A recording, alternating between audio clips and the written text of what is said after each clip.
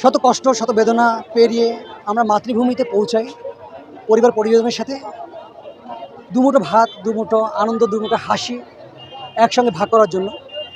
তাই আপনাদের সাথে আজকে কথা বলছি। এখানে দাঁড়িয়েছে অনেক লোক দাঁড়িয়েছে।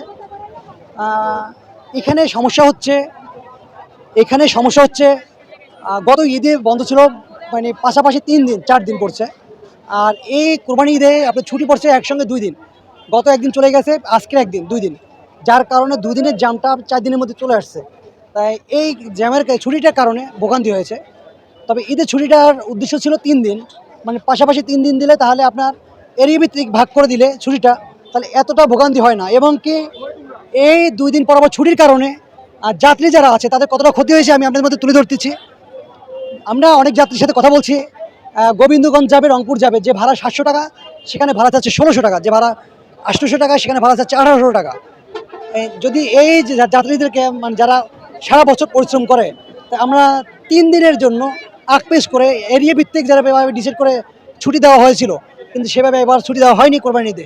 তাই 2বারে ছুটি দিচ্ছে। আমরা কথা বলতেছি একজন আঙ্কেলের সাথে। আসেন। টিকিট কাটি নাই, টিকিট পাওয়া যায় না তো। টিকিট কাটে নাই, টিকিট পাওয়া যায় না। কতক্ষণ ধরে দাঁড়িয়েছেন? দুপুরে আইছি।